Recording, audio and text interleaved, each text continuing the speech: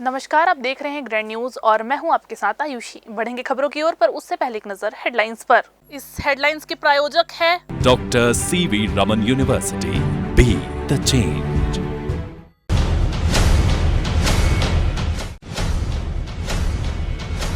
कवर्धा कांड पर सियासी उबाल, बिगड़ती कानून व्यवस्था पर कांग्रेस का छत्तीसगढ़ बंद, पूरे प्रदेश सहित न्यायधानी में रहा बंद का मिला जुला असर।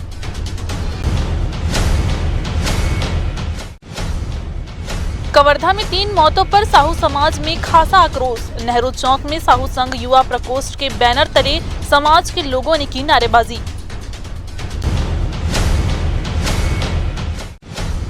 मस्तूरी के शासकीय स्कूल में खीर से जला बच्चे का पैर, स्कूल प्रबंधन की लापरवाही आई सामने, जिला शिक्षा विभाग ने मामले में साधी चुप्पी।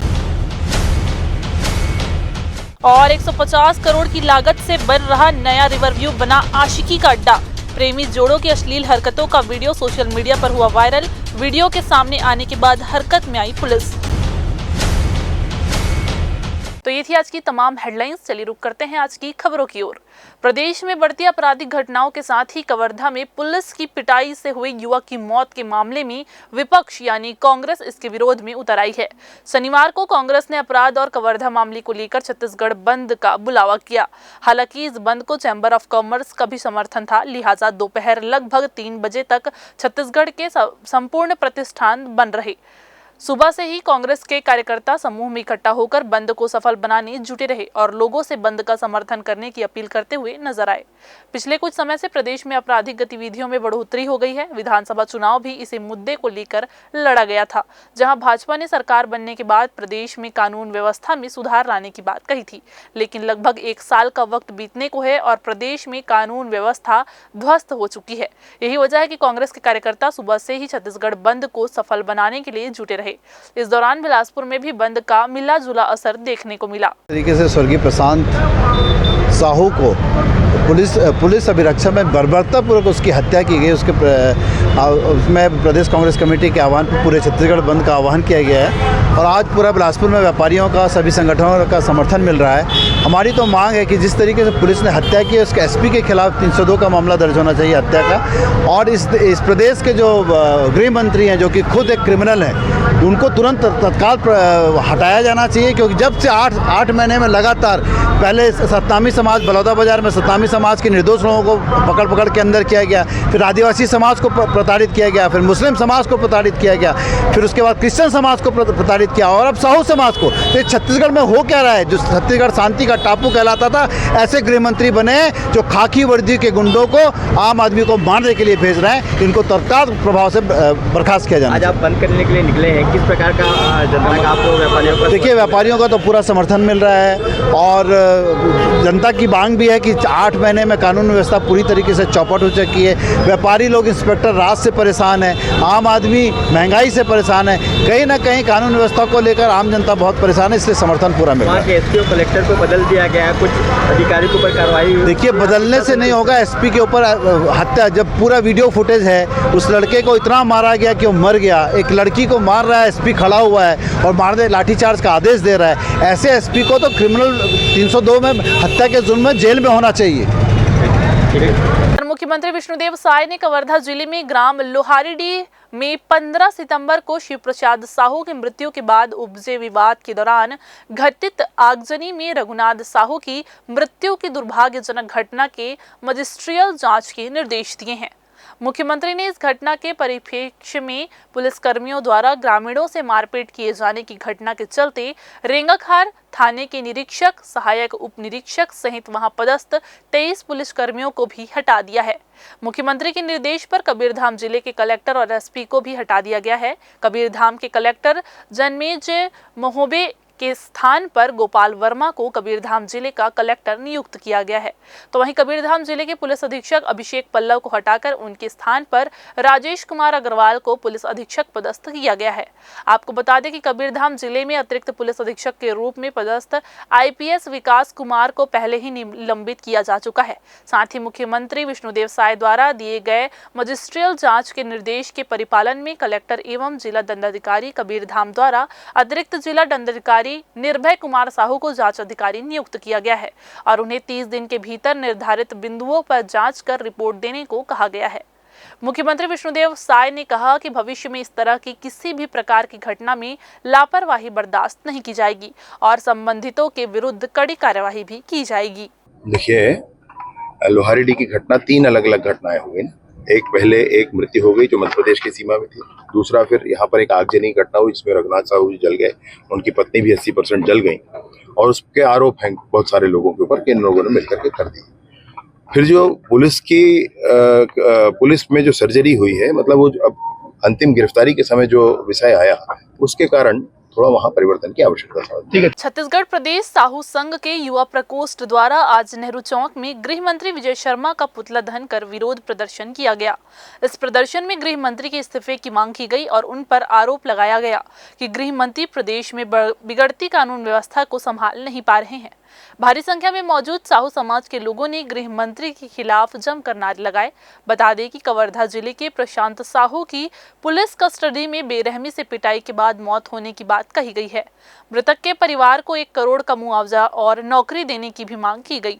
साहू समाज में खासा रोष देखने को मिला। आपको बता दें कि कवर्धा जिले में हुई 3 लोगों की मौत और इससे साहू समाज बहुत ज्यादा नाराज है, जिसे लेकर आक्रोश साहू समाज का भड़क उठा है और इनकी मांगे पूरी नहीं होती है तो साहू समाज आगे और उग्र आंदोलन करने की बात भी कह रहा है। छत्तीसगढ़ प्रदेश के कवर्धा जिला में लोहारडी गांव पड़ता है, जहां पर एक परिवार के ऊपर आगजनी हो जाता है। आगजनी इतना भयावह होता है कि उस परिवार का एक सदस्य मर जाता है। उसके बाद छत्तीसगढ़ के गृह मंत्री का वो विधानसभा है, जिला है, उसके द्वारा फोन करके बोला जाता है कि उसको सबको ठीक करो, जबकि उनका विधानसभा भी है, क्षेत्र है और जिला भी है। और वहाँ पर गांव के लोगों के ऊपर 160 से ऊपर लोगों के ऊपर FIR होता है। FIR के बाद लोगों को अरेस्टिंग होता है, अरेस्टिंग के बाद जेल दाखिल कर दिया जाता है। पुलिस अभिरक्षा में के अंदर अगर किसी व्यक्ति को इतना मारा जाता है पुलिस के द्वारा, वो आदमी दम घुट जाता है, मर जाता है। ऐसी स्थिति छत्तीसगढ़ में कभी नहीं थी और आज इनके शासन और प्रशासन में पुलिस शासन के पक्ष के उसमें रहकर पुलिस आज ऐसा इनका मनोबल बढ़ गया है कि एक व्यक्ति पुलिस अभिरक्षा में रह के मर जाता है। हम शासन प्रशासन से मांग करते हैं कि हमको साहू समाज ही नहीं, ये मानव समाज की बात है। अगर इसी प्रकार की स्थिति छत्तीसगढ़ में रहा तो साहू समाज ही नहीं, पूरे समाज का आंदोलन उग्र आंदोलन होगा। और ऐसी स्थिति हम शासन से मांग करते हैं कि आपके शासन काल में ऐसी जो घटनाएं हो रही है भविष्य में इसके पुनरावृत्ति न हो। अगर भविष्य में इसका पुनरावृत्ति होती है तो यह आंदोलन उग्र हो जाएगा और आपको संभालना मुश्किल हो जाएगा।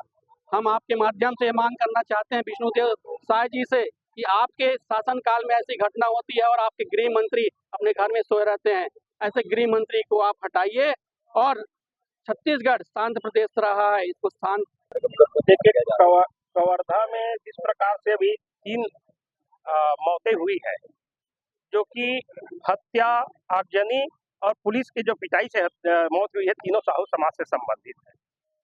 इस प्रकार की लगातार जो घटनाएं प्रदेश में घटित हो रही है, उसके बाद भी प्रशासन और राज्य सरकार पता नहीं क्यों नहीं समझ पा रही कि कैसे मुद्दों को हल किया जाए, कैसे उस पर कार्रवाई किया जाए। एक गांव में घटना घटित होती है और वहां पर आप 150 लोगों को आप गिरफ्तारी कर रहे हो। गिरफ्तारी के बाद जिस प्रकार से पिटाई गई, प्रशांत साहू की पिटाई की गई, पुलिस का काम होता है कि आप उनको न्याय दिलाएं, कानूनी कार्रवाई करें, पर जिस प्रकार से मारपीट पुलिस रक्षा में की गई और उसकी मौत हो जाती है, उसके खिलाफ पूरा प्रदेश भर में हमारे छत्तीसगढ़ प्रदेश साहू संघ युवा प्रकोष्ठ के द्वारा आज प्रदेश के गृह मंत्री विजय शर्मा का पुतला दहन किया जा रहा है। हम सब मांग करते हैं कि मृतक के जो परिवार है प्रशांत साहू, उनके परिवार को 1 करोड़ रुपए की मुआवजा और उसके परिवार के व्यक्ति को शासकीय नौकरी दिया जाए। लेकिन सिर्फ इतना ही नहीं है, क्योंकि आप देखिए जिस प्रकार की बर्बरता पुलिस प्रशासन के द्वारा वहां की गई, महिलाओं के साथ जो पिटाई किया गया, जो मृतक है प्रशांत साहू उसके साथ पिटाई किया गया, तो सब देखे हैं लोगों ने। महिलाओं को, उसकी माँ को भी निर्वस्त्र करके जिस प्रकार के मारपीट की गई, उनका स्वयं का बयान आया है। वहाँ लड़की जो है महिलाएं हैं, उनको SP की मौजूदगी में जिस प्रकार से पिटाई पुलिस के द्वारा की जा रही थी, ये कोई छोटी घटना नहीं है और इसको सिर्फ आप पुलिस का जो है लापरवाही नहीं कर सकते, प्रशासन से भी चूक हुई है, सरकार से भी चूक हुई है। इतनी बड़ी घटना हो जाती है, 3-3 दिन तक आप चुप बैठे हुए हैं। विपक्ष के आवाज उठाने पर उनको किसी के ऊपर बर्खास्तगी की कार्रवाई करते, लेकिन अपने मन से नहीं की। अभी भी एसपी कलेक्टर को उन्होंने सिर्फ स्थानांतरण किया है, तो उस पर बर्खास्त करना चाहिए। और जो प्रदेश के मुखिया जो है, उनको चाहिए कि ऐसे गृह मंत्री को जिनसे प्रदेश तो क्या उनका गृह जिला नहीं संभाल पा रहा है, उनको तत्काल बर्खास्त करे और साहू समाज को न्याय दे, प्रशांत साहू को न्याय दे। 8 महीने से भाजपा की जो सरकार बनी है और इनसे कानून व्यवस्था संभल नहीं रहा है। जो गृह मंत्री है, उनके खुद के गृहग्राम में इतना बड़ा घटना हो जा रहा है। अभी कुछ दिन पहले आपने बलौदा बाजार वाला केस देखा, उसमें भी पुलिस का फेलियर था, LIB का फेलियर था। आज यहाँ पे भी जो घटना हुई है कवर्धा में, ये भी पुलिस का फेलियर है। और उन सारे फेलियर को छुपाने के लिए शासन प्रशासन के लोग निर्दोषों को मारते हैं। और बताइए, प्रशांत साहू को इस कदर मारा गया कि उसे पूरे जान से मार दिया गया। और मेरे कहने का मतलब यह है कि विजय शर्मा, जिनसे खुद का गृहग्राम नहीं संभाला जा रहा है, ऐसे व्यक्ति को आप राज्य का गृह मंत्रालय संभालने के लिए दिए हैं। मेरे हिसाब से उनको इस्तीफा दे देना चाहिए, हाथ जोड़कर उनको इस्तीफा दे देना चाहिए।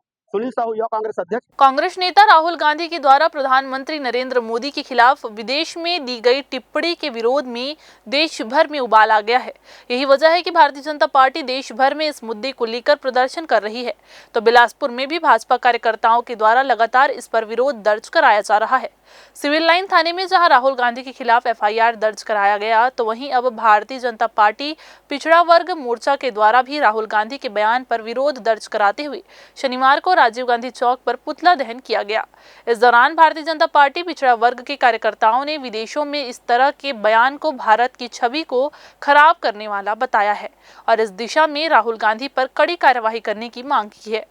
पुतला दहन के दौरान हालांकि पुलिसकर्मी ने पुतला दहन करने से भाजपा के पिछड़े वर्ग के कार्यकर्ताओं को रोक लिया, लेकिन कार्यकर्ताओं का मानना है कि अगर इस दिशा में कोई कार्यवाही नहीं हुई तो आगे वह उग्र आंदोलन करेंगे और इस तरह भारत की छवि को खराब करने वाले लोगों को सबक भी सिखाएंगे। जाकर राहुल गांधी को विदेशिया जो फोबिया हो रहा है, उसके विरोध में देश विरोधी बयान जो देते हैं आए दिन, खास करके सिख समाज के बारे में, और वहाँ जाकर जो खुद ही बोलते हैं हम संविधान के रक्षक हैं, वो वहाँ जाके संविधान के भक्षक बन जाते हैं और आरक्षण छीनने की बात वहाँ करते हैं। उसके विरोध में पिछड़ा वर्ग मोर्चा के द्वारा, बिलासपुर के द्वारा आज उसका पुतला दहन किया गया है और साथ ही साथ उनको आगाह करते हैं कि दोबारा और कभी किसी भी प्रकार की घटना या अंजाम दिए या अपने वाक कटुता पर नियंत्रण नहीं रखेंगे, तो जब ये पूरे प्रदेश में आएंगे तो पिछड़ा वर्ग मोर्चा के द्वारा उनका विरोध किया जाएगा। जनता पार्टी पिछड़ा वर्ग मोर्चा के छत्तीसगढ़ के नेतृत्व में आज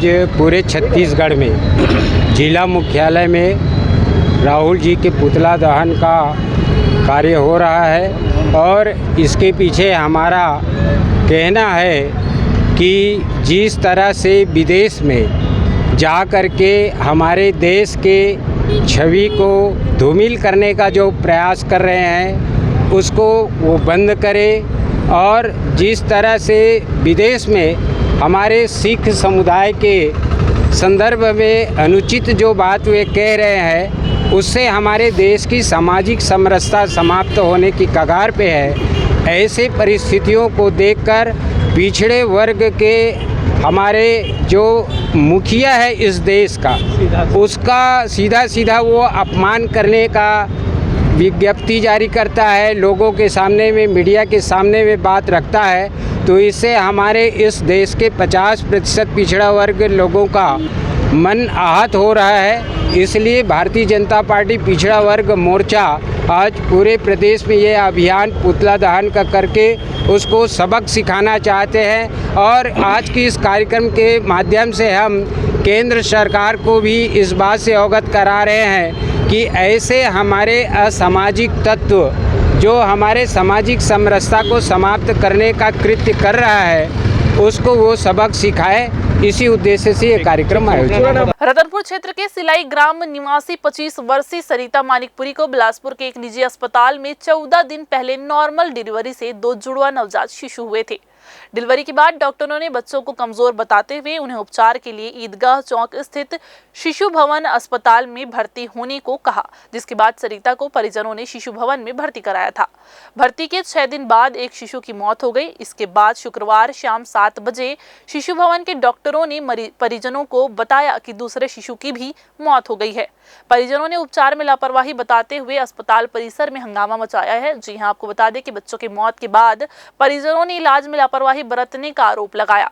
इस दौरान कुछ मीडिया कर्मी भी वहां पहुंचे। जब मीडिया कर्मी मृत बच्चों के परिजनों से बाइट करने के बाद डॉक्टर से इलाज के संबंध में सवाल करने लगे तो डॉक्टर श्रीकांत गिरी मीडिया कर्मियों पर ही झल्ला गए और मीडिया कर्मियों को कहने लगे कि जो खबर चलानी है, जैसी चलानी है चला दे, कहते हुए मीडिया के सवालों का जवाब नहीं दिया। इसके बाद इस मामले की जानकारी और अन्य मीडिया कर्मियों को हुई, तब बड़ी संख्या में मीडिया वाले हॉस्पिटल पहुंचे और मृत बच्चे के परिजन अपनी बात मीडिया के सामने रखने लगे। तो डॉक्टर श्रीकांत गिरी अपने बचाव में स्वयं मृतक बच्चे के परिजनों के खिलाफ शिकायत करने सिविल लाइन थाने जा पहुंचे, जहाँ सिविल लाइन पुलिस जाँच में जुट गई है। मेरे बच्चा हुआ था 8 तारीख को पेंडारवाल में, नॉर्मल डिलीवरी हुआ है, जुड़वा बच्चा था। वहाँ से यहाँ रिफर किए हैं बच्चों को।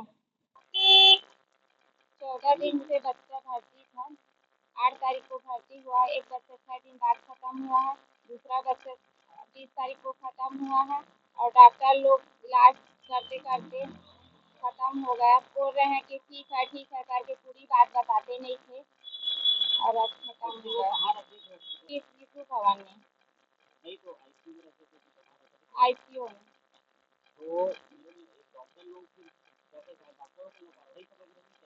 लापरवाही ही समझ रहे हैं, 3 बच्चा खत्म हो गया है तो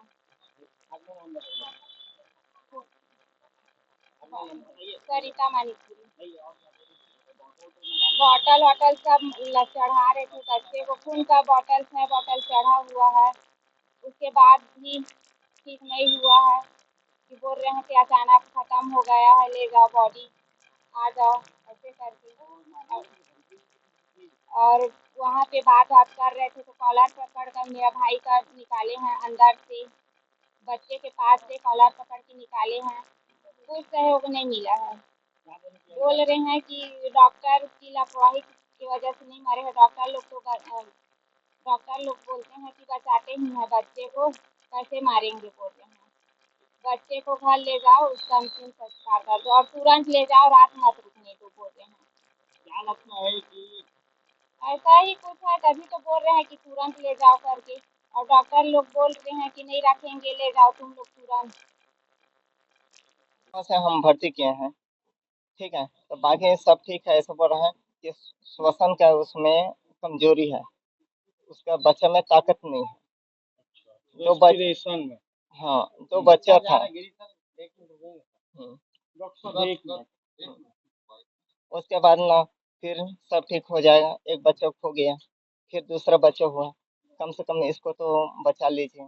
तो इसको भी बता रहे हैं, उसको 4 दिन हुआ था। जो फर्स्ट बच्चा था ना खत्म हुआ, वो 4 दिन हुए थे। उसका आपका नाम बता दीजिए।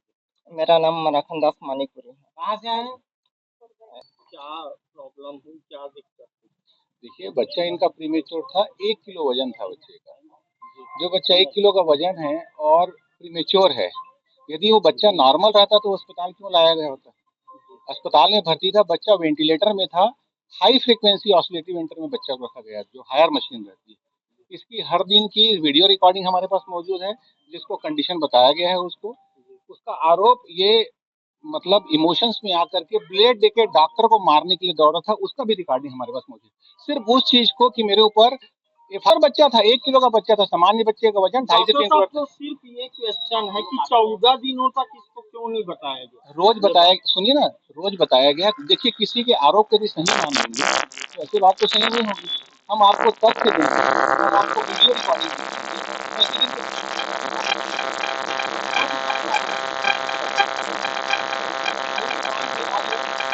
कि बच्चे को सांस लेने में तकलीफ थी, उसको वेट बढ़ाने के लिए क्या किया? वेट बढ़ाने के लिए बच्चे को ड्रिप लगाया गया है, उसको पाइप से दूध पिलाया जा रहा है ना? यही तो किया जा सकता है। ये 14 दिन से इलाज करवाए थे। यदि इनको हम बोल रहे हैं कि बच्चा ठीक है, तो 1 किलो के बच्चे को कैसे ठीक बोल सकते हैं? और बार बार वीडियो का मतलब ये है कि इनको जो भी कंडीशन है उनको लिखित में लिखा गया है कि आपका बच्चा सीरियस है, आपके बच्चा क्या आप बेबी के लिए क्या ट्रीटमेंट होता है? सुनिए, मैं आप ये प्लेट रखे थे, हाँ, पास है, ठीक है। जब ये ब्लेड रखे थे तब वो जितने भी डॉक्टर वहाँ पे बैठे हैं वहाँ पे कोई भी डॉक्टर नहीं थे। ये लेडी डॉक्टर से मिले, ये लेडी डॉक्टर से बात किए हैं, ठीक है। अब ब्लेड चलाते तो इंसान अलग तरीके से दौड़ा के बोल रहे हैं, उन लोग दौड़ा के चलाएं, लेकिन ये हाथ में ऐसे रखे थे, इनके दोनों फोन में बात हो रहा था। किसी के घर में कोई भी तरह का कंडीशन होता है तो आदमी के कॉल ऊपर कॉल आता है। सही बात। आप लोग समझ रहे हो इस चीज़ों को।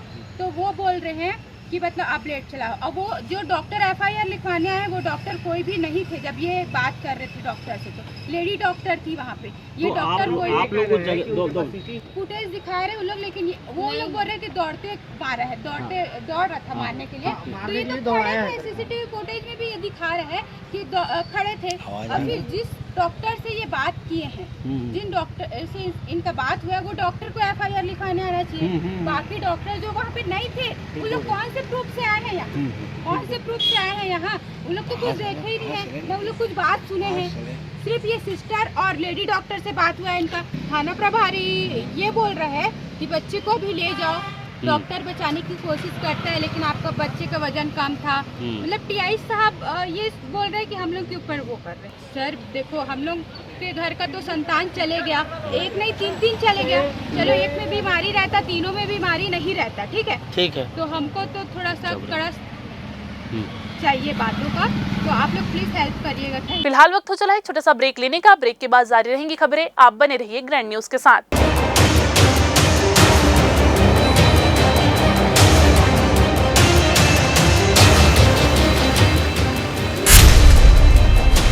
Dr. C.V. Raman University offers high-quality education to students, particularly those from difficult geographical areas of central India.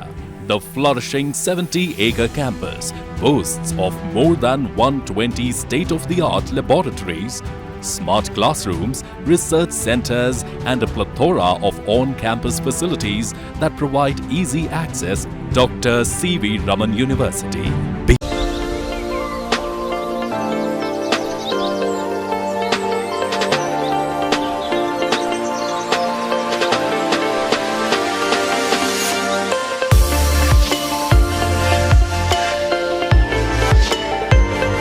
Break के बाद आप सभी का स्वागत है। राष्ट्रीय लोक अदालत का आयोजन जिला उपभोक्ता आयोग बिलासपुर ने किया गया। अध्यक्ष आनंद सिंघल एवं अध्यक्ष आलोक पांडे के द्वारा प्रमुख प्रकरणों की सुनवाई के खिलाफ प्रकरणों में पक्षकारों की आपसी सहमति से करीब 26 प्रकरणों का निराकरण किया गया, जिससे 2008 का प्रकरण जो था उसका निराकरण किया गया। उस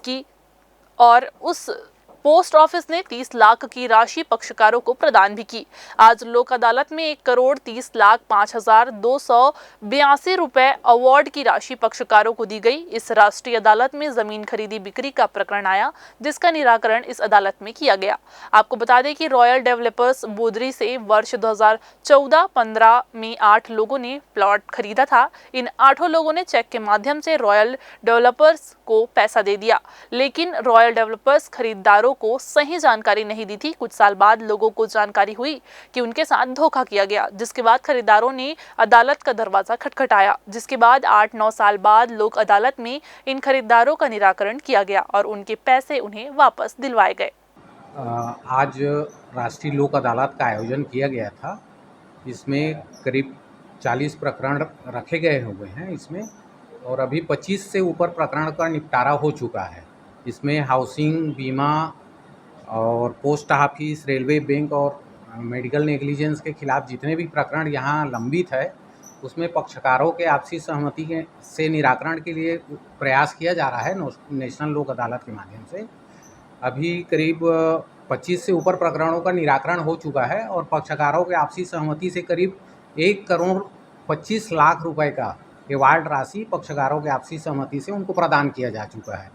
अभी कुछ समय तक और प्रकरण का निराकरण के लिए हर संभव प्रयास किए जा रहे हैं कि अगर पक्षकार दोनों उपस्थित हो जाते हैं तो आपसी सहमति से प्रकरणों का निराकरण का प्रयास किया। बहुत सारे हाउसिंग बोर्ड के खिलाफ थे प्रकरण, जिसमें आपसी रजामंदी से हुआ है। एक बिल्डर के खिलाफ थे, जिसमें 8 प्रकरणों का निराकरण हुआ है, जिसमें करीब 50 लाख की राशि उन्होंने प्रदान की है आपसी सहमति से। तो बहुत सारे प्रकरण हैं जो यहाँ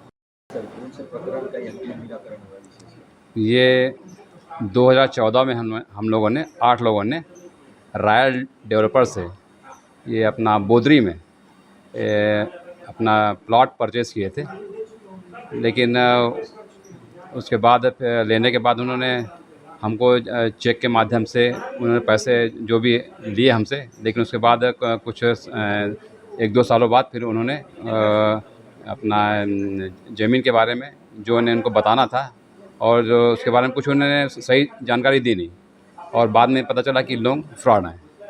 और 2015 से ये प्रकरण चल रहा है और आज 8 साल हो गए हैं, और आज इसका उपभोक्ता फोरम के माध्यम से सही प्रकार से निपटारा हो चुका है और हमको पूरे पैसे हाँ अभी जो हुआ है इसमें हम लोग सभी लोग संतुष्ट हैं। और हम इसमें सबसे बड़ी जो है हमारे वकील साहब हैं, डे साहब हैं, हमारे वकील साहब डे साहब हैं, इनके द्वारा और उपभोक्ता फोरम के सर हैं, इनके द्वारा बहुत सहयोग से ये हमको राशि प्राप्त होने वाली है। इधर मस्तूरी क्षेत्र के पूर्व माध्यमिक शाला केवतरा में स्कूली छात्र के पैर में गर्म खीर गिरने से वह झुलस गया। खीर छात्र के पैर में गिरा, जिससे छात्र के पैरों में गंभीर चोट आई है। बताया जा रहा है कि घटना खीर बांटने के दौरान हुई, जब छात्रों से स्कूल प्रबंधक गर्म खीर बंटवा रहे थे। जिस छात्र को चोट आई है वह स्कूल की कक्षा 8वीं का छात्र है। वहीं इस घटना में स्कूल प्रबंधन की लापरवाही सामने आई है। वहीं जब इस मुद्दे पर जिला शिक्षा अधिकारी से पूछा गया तो उन्होंने कहा कि इस मुद्दे पर उनकी जानकारी नहीं है। जानकारी लेने के बाद इस पर वे किसी तरह का बयान जारी करेंगे। लेकिन देखा जा रहा है कि पिछले कुछ समय से लगातार मस्तूरी क्षेत्र में स्कूलों में इस तरह की लापरवाही सामने आ रही है। कभी छात्र समस्याओं को लेकर सड़कों पर पहुंचते हैं तो कभी इस तरह से बच्चे गर्म खीर में झुलस जाते हैं। तो कहीं न कहीं मस्तूरी क्षेत्र में शासकीय स्कूलों की खराब व्यवस्था को उजागर कर रहा है।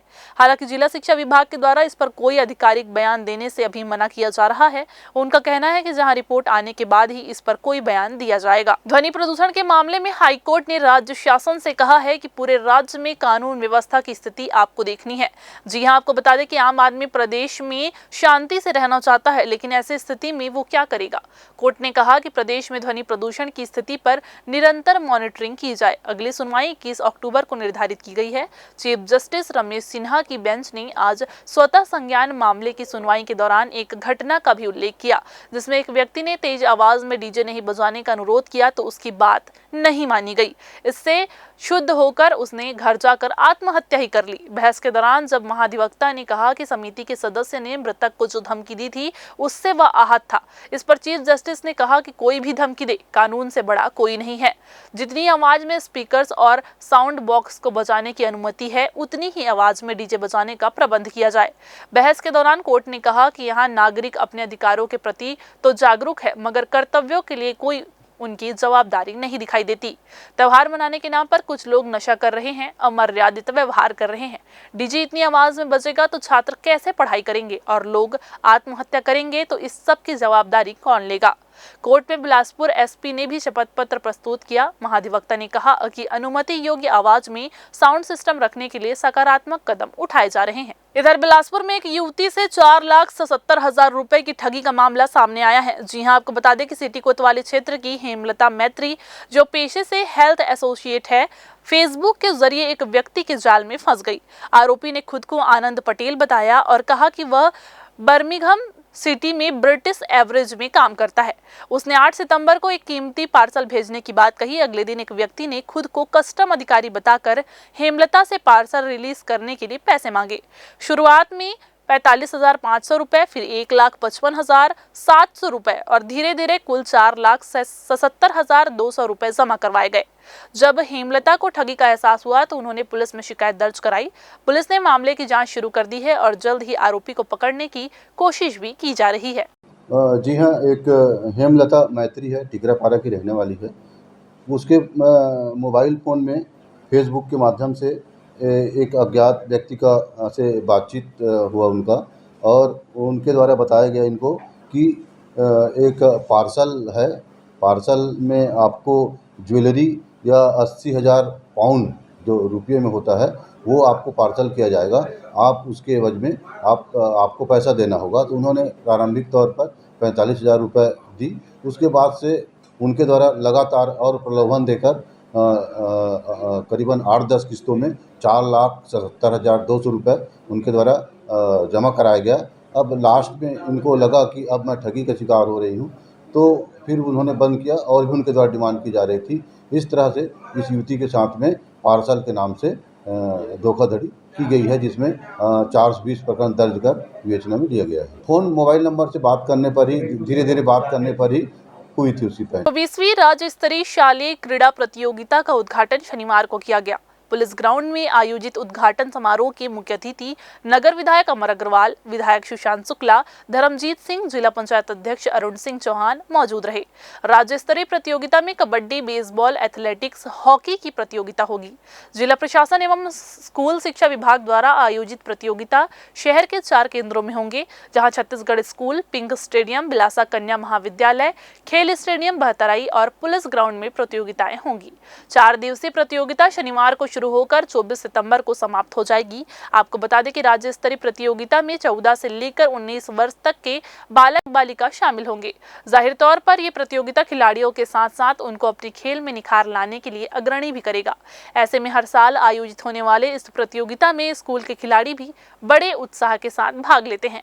निश्चित तौर पर यह आयोजन खिलाड़ियों के लिए एक लाभदायक खेल साबित रहेगा।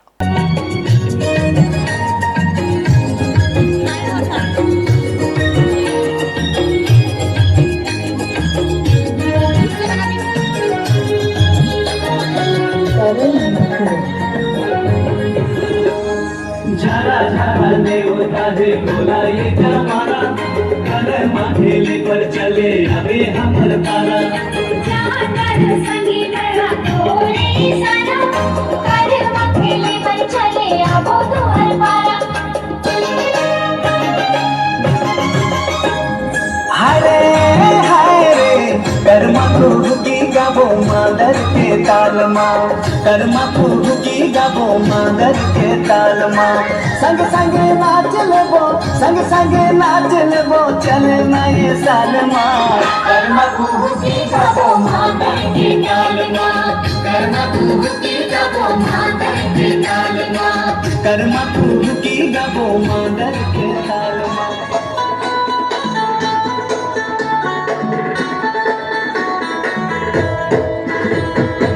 एडीपीओ अनिल तिवारी जी, गरिमा सिंह जी, तहसीलदार हमारी और अन्य सभी सम्मानीय मंच के साथ उपस्थित अतिथिगण, यह क्रीड़ा प्रतियोगिता सिर्फ क्रीड़ा प्रतियोगिता नहीं, हमारे नैनिहालों को शारीरिक सौष्ठव के साथ साथ एकाग्रता की पढ़ाई के साथ खेलने जाने वाले खेल के साथ जोड़ने का एक अभियान भी।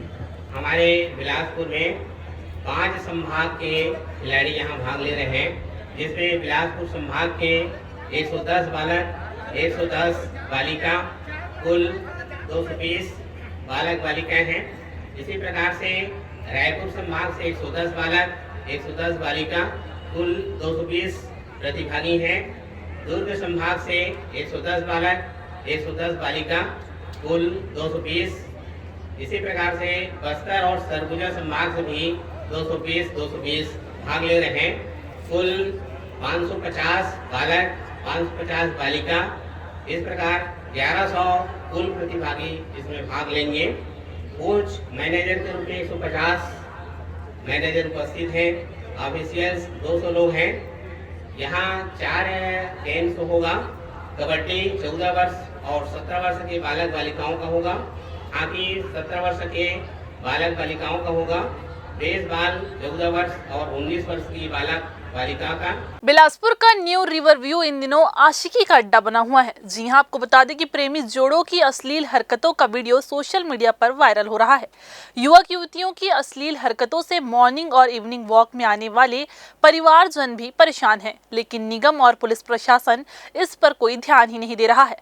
अरपा उत्थान एवं तटवर्धन योजना के अंतर्गत अरपा नदी के दोनों किनारे में 4 लेन बनाने की लागत बढ़ गई है। 93 करोड़ 70 लाख राशि का काम अब 150 करोड़ रुपए तक पहुंच गया है। अतिरिक्त लागत की स्वीकृति शासन से नहीं मिली है, इसलिए ठेकेदार ने काम वहीं पर रोक दिया है। स्मार्ट सिटी द्वारा अरपा उत्थान एवं तटवर्धन योजना तहत अरपा नदी के दोनों किनारे 4 लेन सड़क और नाला बनाने का काम चल रहा है। प्रोजेक्ट की लागत बढ़ने से अतिरिक्त राशि का प्रस्ताव शासन के पास भेजा गया था, किंतु मामला शासन स्तर पर ही अटका हुआ है, जिसके चलते ठेकेदार ने नदी के दोनों किनारे पर आगे का काम वहीं पर रोक दिया है और अरपा नदी किनारे 4 लेन सड़क बनाने का काम अधूरा पड़ा हुआ है। हालांकि अधिकारियों का कहना है कि इस पर लगातार संज्ञान लिया जा रहा है और समझाइश भी दी जा रही है। इसके अलावा आने वाले समय पर जरूरत पड़ने पर कार्यवाही भी की जाएगी। तो ये थी आज के बुलेटिन की तमाम खबरें। अगले बुलेटिन में फिर होगी आपसे मुलाकात। तब तक के लिए पूरी टीम के साथ आयुषी को दीजिए इजाजत। नमस्कार।